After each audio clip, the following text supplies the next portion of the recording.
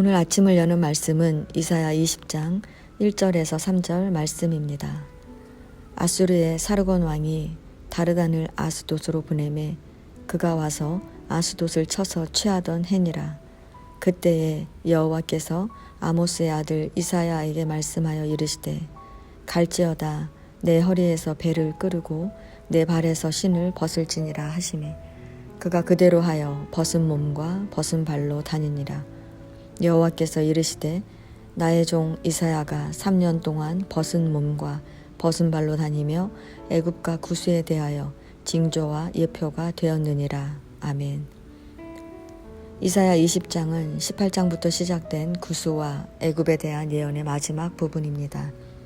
이사야 시대에 북방 아수르의 세력이 팽창함에 따라 유다와 주변 나라들은 아수르 제국의 위협에 시달려야 했습니다.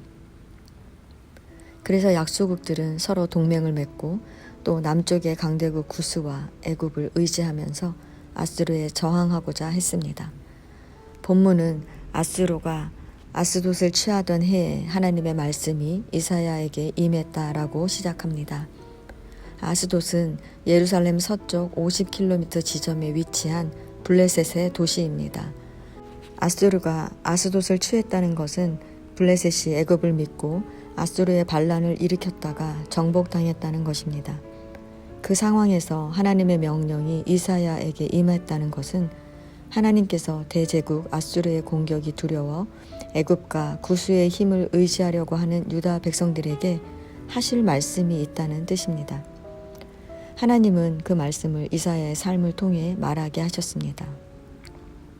하나님은 이사야에게 3년 동안 벗은 몸과 벗은 발로 사람들 앞에 다니라고 명령하셨습니다. 이는 애굽과 구스가 아수르의 포로가 되어 벗은 몸과 벗은 발로 끌려갈 것이라는 예언입니다.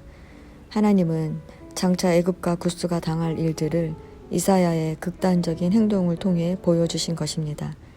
하나님은 왜 이사야에게 이런 극단적인 명령을 내리셨을까요?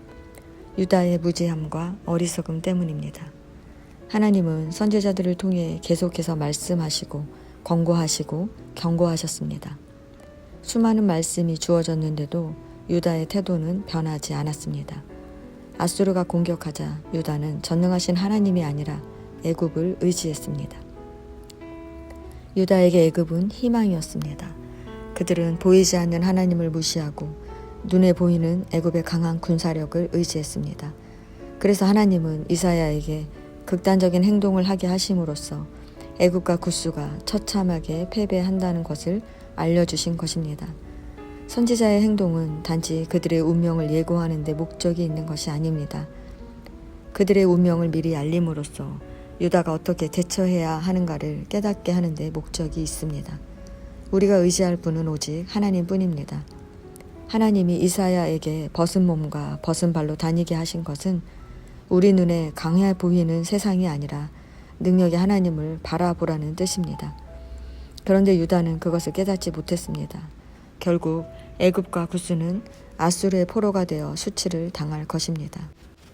그날의 선지자의 예언이 성취되는 것을 보고 나서야 유다는 자신들의 어리석음을 깨닫고 절망할 것이며 우리가 어찌 능히 피하리요 라고 탄식할 것입니다. 우리는 인생을 살아가면서 수많은 대적들과 견디기 힘든 환난을 만날 때 습관처럼 세상의 힘을 의지하려고 합니다. 그 힘이 강해 보이지만 세상의 힘은 힘이 없습니다. 한순간에 사라질 뿐입니다. 이사야 20장은 아무리 선지자를 통해 말해도 믿지 않고 눈에 보이는 권력과 힘을 따라 살아가는 어리석은 유다 백성들에게 더 강력한 메시지를 전해주고 있습니다. 하나님은 당신의 말씀이 더 이상 통하지 않는 유다 백성에게 선지자 이사야가 벗은 몸과 발로 다니는 실제적 사건을 통해 계속해서 당신의 메시지를 전하게 하셨습니다. 본문을 묵상하면서 이사야에 대해 많은 생각을 하게 되었습니다. 만일 우리가 이사야라면 벗은 몸과 벗은 발로 다니라는 하나님의 말씀에 순종할 수 있었을까요? 저는 그렇게 하지 못했을 것 같습니다. 온갖 핑계를 대며 다른 방법으로 하나님의 말씀을 따르겠다고 다시 말씀해 달라고 말했을 것 같습니다. 그렇습니다. 우리는 늘 하나님의 말씀에 순종하겠다고 말하지만 우리의 순종에는 한계가 있습니다. 우리는 내가 이해할 수 있는 것만 순종하려고 합니다. 또 내가 순종할 수 있는 범위 내에서만 순종하려고 합니다. 그러나 참된 순종은 하나님의 말씀이라면 무슨 말을 하셔도 그대로 하는 것입니다.